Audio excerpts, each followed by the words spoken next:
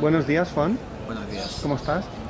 Pues muy bien, un poco nervioso porque bueno, la película ya está estrenada, se estrenó en Gijón, pero hoy va a ser la primera vez que se va a ver en una sala con público y eso lo cambia todo.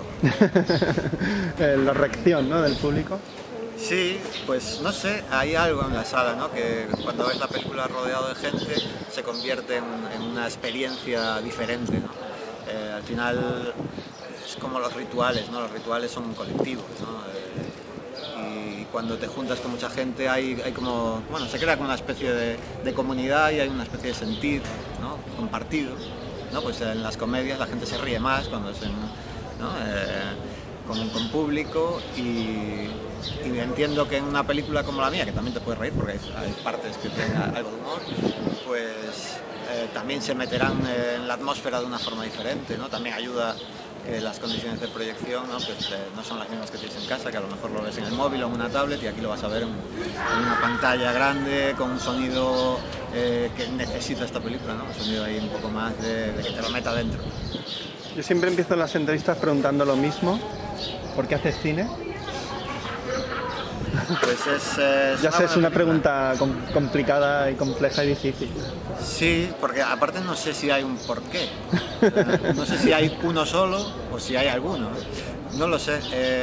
Te puedo decir que llegué a hacer películas pues un poco por saciar pues algo que tenía dentro y que no sé, me gusta contar cosas.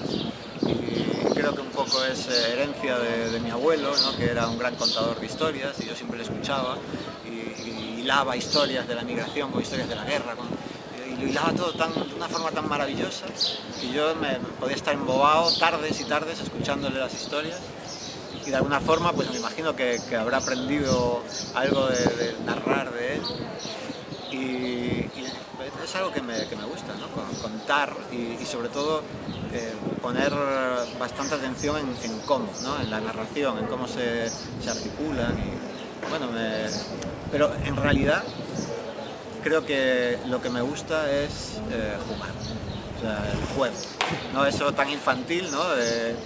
Pues yo, bueno, no sé, como todos de pequeños nos aburríamos un poco más de lo que se aburren ahora los chicos, ¿no?, que tienen como más recursos. Nosotros nos aburríamos y nos inventábamos cosas para jugar y en cierto modo, esto es algo que me di cuenta después de hacer la película, no antes, en cierto modo era un juego, ¿no? Era la Nueve Fugas, pues tiene un planteamiento de experimento muy juguetón, ¿sabes?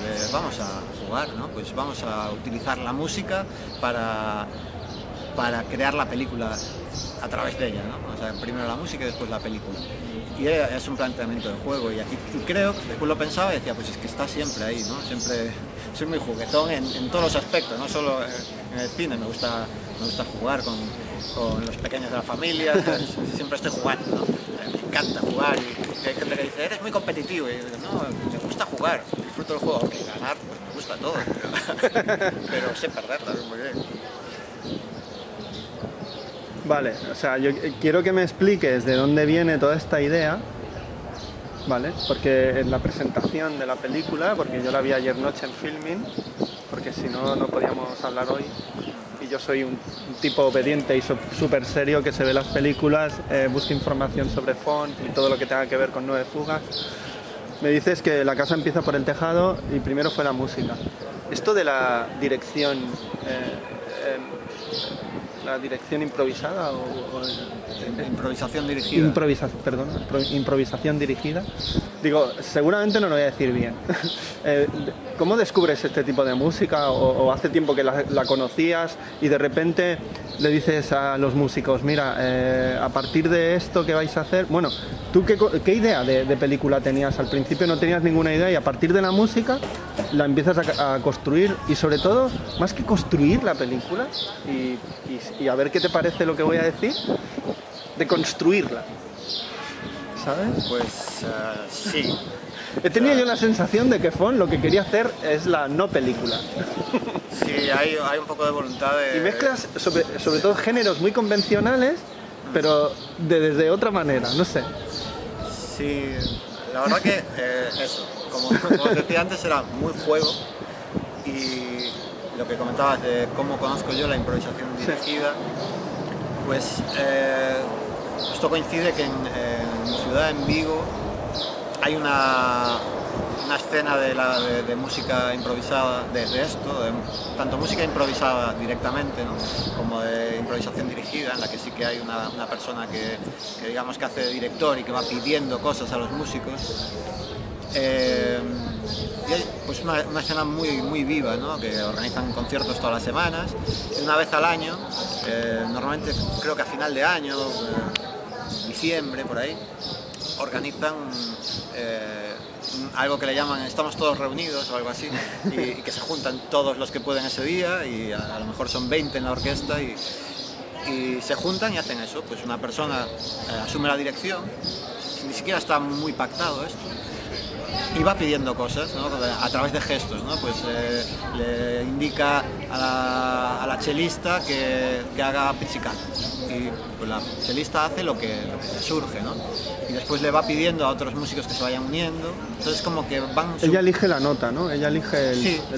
Ella solo la indicación, porque Bueno, además es curioso porque los instrumentos, el sonido no es el convencional, no lo tocan de una manera académica o convencional, sino lo tocan de otra manera. Sí, yo creo que el violín, pam, pam. Claro, O sea, buscan más texturas sí, que melodías, porque melodías es más complicado. como Ya. más orgánico, ¿no? Como si Sí, tuviera es más cuerpo, orgánico, o sea, sí. como generando un cuerpo, como moldeando un cuerpo, ¿no? Sí, tratando de eso, las texturas que buscan, a mí, como espectador de esa música, me lleva a texturas visuales también. Y entonces yo en esos conciertos, que para mí eran casi momentos de trance casi, ¿no? Sí, Y porque te metes ahí en su universo y claro, tú eres uno más, ¿no?, que responde a los estímulos, igual que ellos van respondiendo. Pues el estímulo del cello lo sigue el tipo de la guitarra o la tipa de la percusión, y están como conectados entre ellos, y se crea un cierto ritual, ¿no? sí.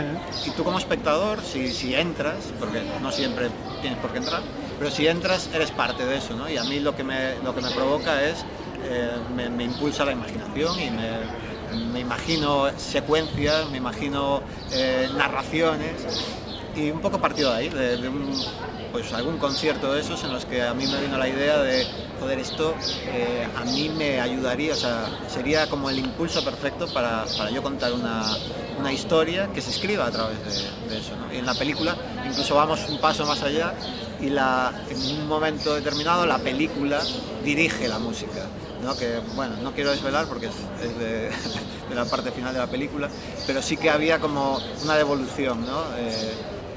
Del físico a la música, ¿no? De que de repente bueno, no lo voy a contar porque Sí, ahora que lo dices, hay movimientos de los personajes que parece que mentalmente están generando una música, ¿no? O tú, como espectador, la imaginas o la escuchas, aunque no se escucha en la película, ¿no? Y después había, claro, como una intención El efecto rebote, ¿no? muy clara de que las texturas sonoras se metieran, lo que generaba la orquesta se metiera dentro de la película de una forma orgánica 100%, ¿no? Sí es orgánico casi todo lo que hacen, ¿no? Pero yo necesitaba para integrar de eso bien que hubiera unas texturas con las que yo pudiera trabajar casi como si fueran sonidos ambiente, ¿no? Como los pajarillos que escuchamos aquí, ¿no? Y eso pues eso sí estaba medio pactado, fue lo único. Pues en este momento esta secuencia va a ser una secuencia portuaria, y entonces pues ellos decidieron generar con los instrumentos los sonidos de un puerto, ¿no? Pues ciertos sonidos de bocinas de barco, de gaviotas, ¿no? Hay un momento que es muy impresionante porque suena igual que las gaviotas, que lo hace creo que es con el cello, una nota muy aguda, ¿no? Pues la toca y es tal cual una gaviota, y entonces de repente te transporta al plano de la narración visual, ¿no? De la película. Carlos Losilla dice que tiene mucha de musical tu película. Sí, claro, en Es un cierta manera musical, es un ¿no? musical, claro. Es un musical. Un musical raro, no es el musical en el que... Bueno, quizás los raros son los otros, ¿no? Bueno, sí, es que es muy raro también, que Porque de repente yo me pongo a también cantar aquí, ¿no? tu película nace de una artesanía. Tú ves a los músicos tocando Es como si, de hecho hay un momento que a mí me parece fascinante, la niña subiendo por la calle, subiendo, y un tipo detrás con una bola y haciendo como ruidos y como creando música, ¿no? Como esas películas donde una mujer en guerra, por ejemplo, una película nórdica, los músicos tocaban dentro de la secuencia y ves, la banda sonora la tocaban, ¿no? Y aquí pasa lo mismo, ¿no? Un poco. Sí, ya sé cuál es la película. Sí. Sí, que de repente hay un panel y aparecen los músicos. Sí, los músicos tocando. Y en tu película pasa que los músicos son como unos personajes que tocan la banda sonora dentro del plano y los ves. O sea, sí, como una manera de volver al cine a sus orígenes, ¿no? De una artesanía, ¿no? Donde tú ves cómo se va creando la película. En cierto modo, esa voluntad de crear una transición orgánica entre las capas musical y visual, pues una de las ideas era esa, ¿no? Que de alguna forma hubiera un continuo, ¿no? y que la música se hiciera parte de la historia, ¿no? Y ahí tiene muchísimo que ver, pues tanto ese personaje que va con la bola detrás de la niña, que es Lars Legido, que es un músico extraordinario. Es el mito de Sísifo y todo, ¿eh? Sí, que va con la bola subiéndola y tal. Y además cuesta, le cuesta subirla. Le cuesta, y en la parte, bueno, él es músico de jazz y de improvisación y tal, pero aparte es un gran actor, por lo que pudimos constatar en esa secuencia. Es un tío que hace mucha performance, pues eso que ves en la película podría ser parte de un espectáculo suyo. No, de hecho tiene un espectáculo que es él con un tractor y del que descuelga una batería, ¿no? que va atado al tractor, y entonces el tractor arrastra y va generando sonidos, y un poco esa propuesta artística suya fue la que yo pues tomé para llevarlo a la película y para que la película tuviera esa transición entre la parte musical y la parte visual, ¿no? Y también está Nacho, que es el primero que aparece en la película, que va buscando como sonidos por la ciudad y por las localizaciones de la película, ¿no?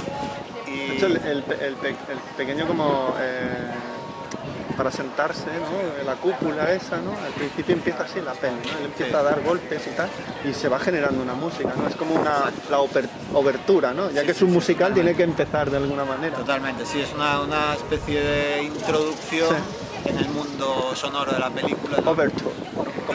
Y es él buscando los sonidos, ¿no? Pues puedes interpretarlo como quieras, ¿no? Hay quien me dijo que pues tal vez está interpretando los sonidos de los espacios, ¿no? Para mí era una especie de arqueólogo musical, ¿no? De cómo rescatar la historia. ¿Cómo suena este espacio, ¿no? ¿Cómo suena esta atmósfera, ¿no? O cómo sonaría, o qué hay aquí de los sonidos del pasado o del futuro, o bueno, un poco una especie de arqueólogo, pero no precisamente del pasado, tampoco tiene que ser. No, también del presente, ¿no? Porque el sonido está ahí, ¿no? Es un objeto físico. Y la idea, el tiempo, la memoria... A mí hay un momento muy chulo cuando el marinero rescata a esta mujer que está huyendo, que no se sabe de qué y por qué, y le dice que en esa isla era un campo de concentración. Que ahí ya metes un concepto diferente en la película, y la película empieza como a virar, ¿no? Ya que estamos en Vigo y barcos y marinos, pues a virar, ¿no? A virar, sí. Y empieza a plantear otra serie de cuestiones. Además, yo, imagínate, en mi interpretación, creo que la niña, la mujer y la persona mayor es la misma persona. No sé, porque yo creo que tu película está abierta mucho a eso, ¿no? Al juego y a imaginar cosas. Pues sí, porque no acabas de concretar. Tú lo expones y dices, claro. ala, ¿no? Sí, realmente no me gusta mucho concretar, porque me parece genial que tú encuentres una explicación y otra persona a lo mejor encuentre otra o no la encuentre y no pasa nada, ¿no? O sea, me gusta hacer una película en la que si no encuentras explicación la puedes disfrutar igual o no la disfrutes, pero no tengas por qué buscar explicación. De hecho hay algo que me llamó mucho la atención cuando la pasamos por primera vez en Gijón, que fue online el feedback, ¿no? Los comentarios casi todos venían pues, por mensajes de todo tipo, ¿no? Y me llegaron como un par de mensajes de audio diferentes de personas que no tienen nada que ver, que no se conocen, que viven en diferentes puntos del estado, contándome cómo habían sentido la película. Y los dos coincidían en que al principio de la película se sentían frustrados de alguna forma porque intentaban como apuntar mentalmente los datos para no perderse y para armar su narración. Y llegó un momento, ellos describían que llegó un momento en el que se relajaron, posiblemente porque no encontraban, ¿no? Los datos, se relajaron. Y a partir de ahí, el relato que me hicieron llegar cambiaba. De repente empezaron a disfrutar la película sin plantearse nada, ¿no? Sin plantearse explicaciones, y empezaron a disfrutarla como desde un punto de vista más epidérmico, sensorial, ¿no? Veo una película, no necesito entender lo que está sucediendo, simplemente voy a disfrutar de lo que está pasando, de lo que me están, ¿no? de la parte más sensorial, musical, visual y demás. Y después, pues, finalmente sí encontraron pues, teorías y demás, Sí, explicaciones. lo mío son teorías. Bueno, pero es normal, o sea, Sí, es como cuando te ponen puntitos y al final haces una línea y los unes, ¿no? Pues evidentemente hay puntos, hay pistas y... Porque tenemos un bagaje como espectadores de educados de manera mal, porque deberíamos dejarnos llevar más, no encontrar tanta estructura, ni tanta base, ni tanta solidez, sino más espiritualidad. Por ejemplo, hay un momento, a mí me parece maravilloso de tu película, cuando las dos señoras ambulancianeras o enfermeras o médicos o ATS, no sé cómo se llama esto, y empiezan a hablar sobre la vida, el sentido de la vida, la espiritualidad y todo. A mí me parece maravilloso mientras van conduciendo y tal. Sí, lo hacen aparte de una forma bastante como natural, ¿no? Sí. Como hablaría cualquier persona. Es decir, hablamos de espiritualidad, pero tampoco desde un punto de vista demasiado intelectualizado, ¿no? Y sí, un poco yo creo que es cierto que que ponemos siempre la razón por delante. Es como que intentamos siempre que todo encaje en la razón, y eso, en cierto modo, es algo de ahora. Antes no era así. Antes la sociedad de hace 40 años no estaba tan apegada a la razón, y había como muchos más espacios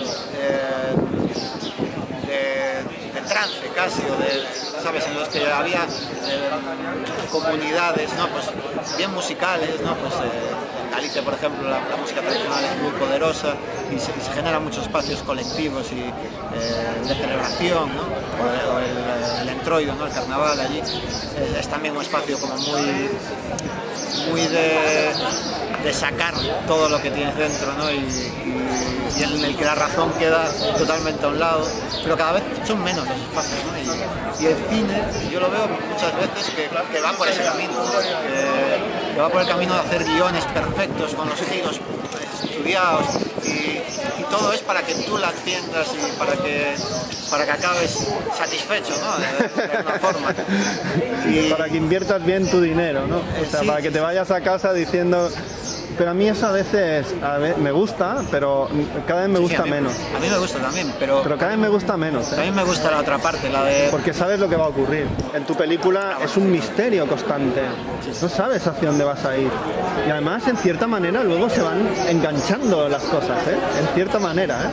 ¿No? Sí, no, también hay un enganche, ¿no? Hay un rollo Robert Altman, ¿eh? Hay un rollo de que las historias parecen individuales, pero acaban teniendo un componente que las une, ¿no? Sí. Es que en realidad al final yo también, a la hora de crear las historias, pues al final también haces los puntos, como esos puntos que construyes con una línea en ese juego tan infantil, y que lo hacemos de forma natural, incluso con las estrellas, ¿no? Las ves y te creas figuras, ¿no? Y yo creo que a la hora de hacer historias, pues yo también utilizo esa estrategia, utilizo la razón, también estoy ahí, y evidentemente mis conexiones narrativas, racionales también están ahí. tú eres vigués, pero hostia, los escenarios, los lugares donde filmas, no sé, ahora pensarás que es una paranoia, pero a mí me parece casi construido. O sea, que son muy buscados, o sea, son sitios donde tú los conoces de antemano, no sé, o a mí me da esa sensación. Y sitios donde dices, por ejemplo, hay un momento brutal, esa señora en el barro, que no desvelaremos qué pasa, ¡buah! Pero eso es mágico, ¿no? O sea, parece como una película del este, parece una película de Belatar en ese momento. O sea, es mágico, o sea, hay una pesadez, hay la vida que se hunde, que lucha por sobrevivir, ¿no? Me encanta ese momento. Sí, a ver, las localizaciones... Además tarda mucho, estás ahí sufriendo, pero de una manera... Sí, a ver, yo siempre digo que es una peli de localizaciones porque es lo único estable que había. Yo me pasé muchísimo tiempo buscando localizaciones en mi entorno, localizaciones, la que comentas de Loazal. Es la Ensenada, justo al lado de la isla de San Simón, esa que fue prisión, fue también Lazareto. Está esta zona muy cercana a unas salinas que hay cerca de la isla y que, bueno, es una zona muy metida ya en la ría y que cuando baja la marea pues se queda absolutamente al descubierto y es puro lodo. Y a mí es un espacio que me resulta hipnótico. Y claro, las localizaciones fue lo único que realmente yo tenía muy claro dónde quería rodar, a qué hora quería rodar, en qué momento. Por ejemplo, esa secuencia hubo que cuadrarla mucho para coincidir el amanecer con la bajamar. Y bueno, fue una secuencia complicada además de rodar, porque el Lodazal es un espacio bueno, es complejo de abordar, ¿no? De hecho, nos quedamos medio atrapados allí. No la actriz, porque la actriz es súper ágil y muy ligera. Entonces, pues, es bailarina de danza, ¿no? Es bailarina de danza contemporánea. Y ella estaba por allí como bastante tranquila, que de hecho yo viendo durante el rodaje no tenía muy claro que ella estuviera bien, porque la veía ahí interpretando, ¿no? Y decía, pero igual se está quedando atrapada, ¿verdad? ¿No? Y no, ella después casi caminaba por encima del lodo sin problema. Pero sí, las localizaciones es lo que más claro tenía, porque después iba a rodar y no sabía lo que iba a pasar. Había siempre mucha improvisación por el medio, en algunas secuencias más que otras.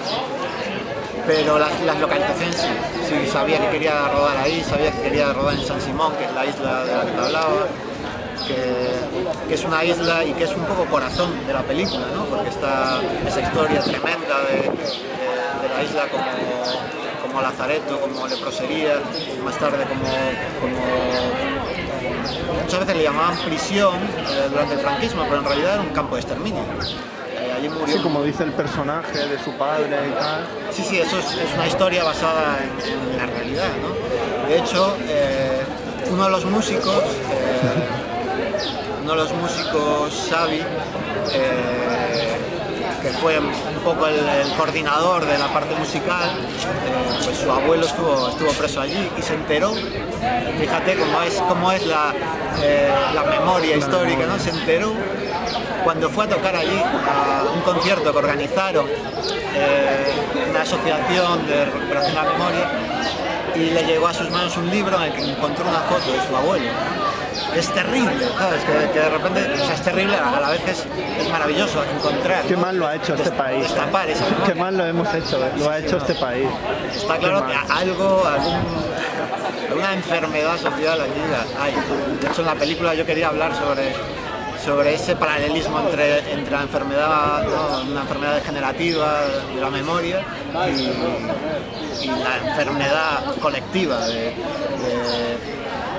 silenciación de la memoria, tal vez, o de ocultamiento, o de tratar de borrar, ¿no? Y al final está ese intento de borrar, de mutilar la historia.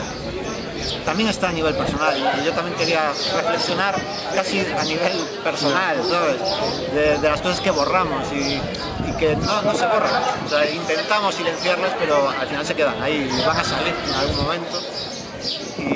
Y y es mejor pues sacarlas voluntariamente, ¿no? Y no dejar que de repente salgan sin control, a lo mejor.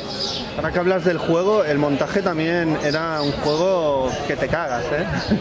Porque el montaje yo creo que fue arduo y muy profundo, ¿no? Porque tenías muchas horas, ¿cómo lo planteaste? No, yo normalmente no ruedo mucho. O sea, porque para mí tu película es como un puzzle que acabas de hacerlo y está más desordenado que al principio, ¿sabes? O sea, tú sigues la imagen que te viene en la caja, pero cuando lo acabas de hacer no lo entiendes. Y hay que volver a empezar. Y todo el rato así, ¿no? Es como un bucle tu película, ¿no? Empieza y acabas y no sabes realmente lo que has sentido. O sea, porque sientes muchas cosas y en la misma secuencia hay muchos conceptos, ¿eh? Una cosa que puede parecer en un primer momento, digamos, superficial, hostia, hay mucha profundidad y mucha textura, la música te lleva, o sea, es como un juego total, ¿eh? Sí, claro, es que el montaje... Y encima la música, ¿no? Que también había claro, la música... La primera versión de montaje la hizo... Yo en montaje trabajé con un profesional, con Oscar de Islandia, y la primera... En este concepto que yo tenía de improvisación y tal, el primer montaje lo hizo Oscar con muy poquitos datos y yo no participé porque aparte yo estaba rodando para otra peli en la que era director de fotografía y me fui y le dejé el marrón allí. Dije, Oscar, ahí te quedo, ¿sabes? Monta lo que veas, y montó una película que está por ahí. Sin conocer nada, ¿no? O sea, sin conocer, bueno, conocía, yo le di una especie de guión, pero ni siquiera, o sea, claro, después yo cuando vi la película... Pero él no había estado en el rodaje ni nada, ¿no? O sea, él fue como... No, simplemente pues conversamos. Un experimento, Oscar. Fue un experimento, venga, Oscar, móntatelo ahí.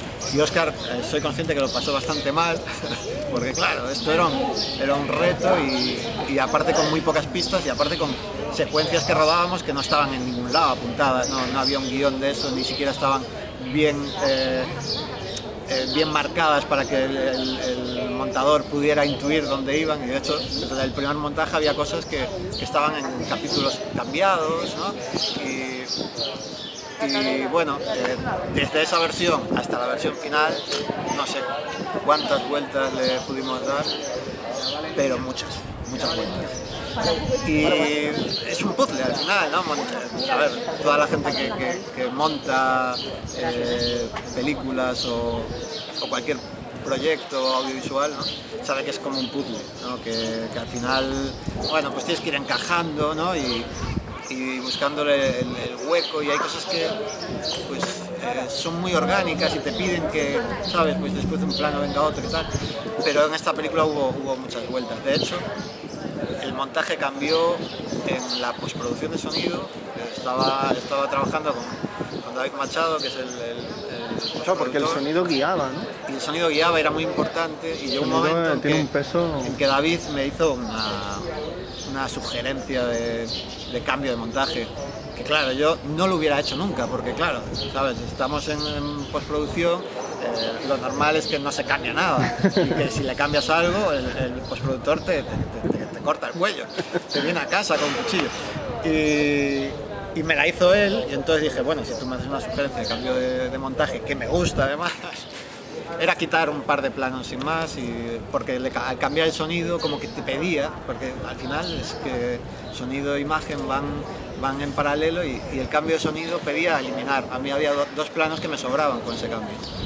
Y nada, me los dejó cortar y cambiamos el final, y fue un cambio brutal. O sea, fue un cambio de esto que ni te imaginas que puedes conseguir en postproducción de sonido, que algo cambie tanto, que de repente la veas y parece otra secuencia. Bueno, un par de cuestiones y ya está. Viendo tu película me venía a la memoria cosas de lo que hace Lois Patín. Esto, ¿hay una conexión? ¿Sois colegas? A ver, conexión evidente. El concepto está, ¿no? Ahí. Conexión evidente. El paisaje, el sonido, lo fantástico, lo espiritual, lo terrenal, no sé. Lois hace como... He visto 2 películas de él y son muy diferentes, pero también como parece una película, ¿no? Sí, yo creo que sí que hay... No somos... O sea, sí que conozco a Lois, Sí. pero no es una relación tan directa como para poder... Vale. Pero sí que, claro, yo conozco las películas de Lois y sí que hay un trabajo del paisaje en el que puedo encontrar muchas conexiones. Me gusta mucho... Bueno, Lois es un gran director de fotografía también, o sea, es O sea, un tipo hay mucha hermandad ahí, ¿eh? Sí, bueno, a ver, Hermandad artística, ¿no? en general yo creo que en Galicia hay una escena cinematográfica tan diversa y tan, Sí, sí. tan bonita que... Lo único que tenéis en común es que sois todos gallegos, ¿no? Sí. Pero lo demás, ¿no? Eso es lo maravilloso. Son conceptos completamente de cine muy diferentes. Sí, que hay como algo llamado Novo Cinema Galego, en el que se integra gente que muchas veces poco tiene que ver. Así se llama el equipo de fútbol, pero luego cada uno juega a su manera, ¿no? Después sí, ¿no? ¿Sabes? Pues cada uno pues hace sus jugadas y a mí me parece maravilloso. Y, a ver, en cierto modo es de las cosas bonitas que tiene... No, en Galicia siempre se habla del minifundismo, ¿no? De que somos minifundistas y en cierto modo eso tiene muchas connotaciones negativas, ¿no? De que a veces cuesta ser colectivo, ¿no? Cuesta trabajar en colectivo y tal, pero por otra parte tiene cosas maravillosas como esto, que de repente pues hay una escena súper diversa de cineastas que hacen cosas radicalmente diferentes. Ahora, para terminar, me gustaría que me dijeras qué película cambió tu mirada como espectador cuando eras un chaval.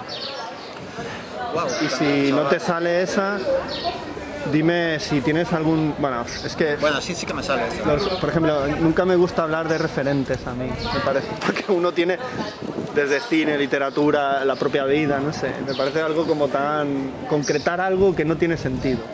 Sí, mira, tengo una película que tengo muy clara que me cambió la mirada, no de chaval, esto ya era adolescente o así, que fue Carretera Perdida de David Lynch.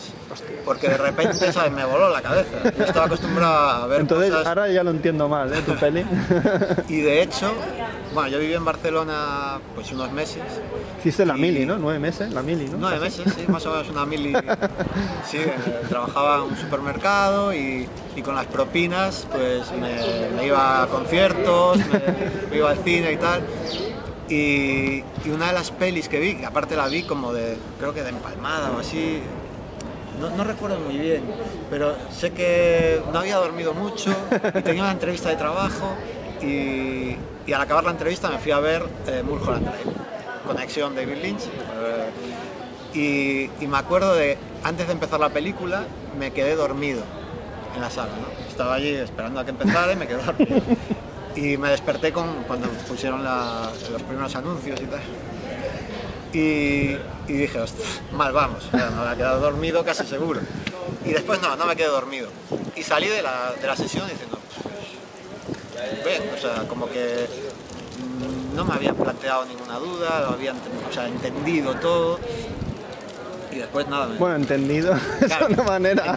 O sea, yo salí tranquilo. Sí, sí, o sea, tú habías conectado. Había conectado, y me fui a mi casa, dormí y al día siguiente... Porque David Lynch dice que si conectas con sus pelis es que algo te pasa en la cabeza. Bueno, sí, claro, y al final esa conexión que dices, bueno, pues que tampoco hay que buscar algo lógico, ¿no? Irracional sobre todo, ¿no? Irracional, pues... No. Y yo al día siguiente sé que puse la tele y estaban hablando de la película en algún programa y dije, ostras, están hablando de otra película diferente, ¿sabes? Y la verdad que después la vi más veces y cada vez es una película diferente para mí, pero en aquel momento yo salí muy tranquilo porque posiblemente conectó con un estado en el que yo la razón no la tenía activa y vamos, que salí como muy contento además porque es una película que me gusta mucho y bueno, pleno, digamos, no necesitaba más. O sea, una cosa que iba a ser somnolienta parecía como un revitalizante, ¿no? Sí, y se metió un momento ahí entre el sueño y la... Pues perfecto. Entre el sueño y la razón, ¿no? Entró en el momento oportuno, ¿no? Y sí que son dos películas que bueno, sobre todo Carretera Perdida, que en su día fue la primera vez que vi una película que que me voló la cabeza, que de repente pues dije, ostras, esto es otra cosa y esto me interesa, ¿no? Y a partir de ahí hay un montón de cineastas que me interesan y cineastas tanto más clásicos o yo veo muchas películas que me gustan prácticamente, o sea, de comerciales intrascendentes, me encantan esas películas, o sea, me encantan los musicales, me encantan. Y después me gusta también, o sea, el cine que me sale es este y es el cine que me gusta también más, el que más disfruto es el que me reta un poquito como espectador, ¿no? El que me da espacios, ¿no? para bueno, pues para hacerme mi película también. Para volar y jugar, ¿no? Sí, para jugar, es que al final el juego, no sé, es algo que descubrí hace muy poquito. Yo lo que echo de menos de niño es que cada día juego menos. Claro. Lo echo de menos jugar. La gente es muy seria, se lo toma muy serio. Sí, yo creo que el juego es que no se puede perder, o sea, hay que buscar juegos, ¿sabes? Para ser un poco más juguetones y, bueno, yo más juguetón creo que puedo ser, pero ya juego bastante. Y poder jugar a nivel profesional, ¿sabes? O sea, que en tu trabajo puedes jugar, eso es una maravilla. Pues Fon, un placer hablar contigo, de tu trabajo, de tu peli, y yo siempre digo hasta la próxima película. Pues no tardará mucho. Me alegro. Lo que pasa es que bueno, va a ser otro terreno. Ahora estoy trabajando en un par de documentales y a pesar de que no van a ser documentales muy tradicionales o clásicos, pero bueno, uno de ellos sí puede ser que tenga más campo a ser algo diferente, algo más en la línea de esta película. Pues estaremos ahí atentos. Gracias. Gracias a ti.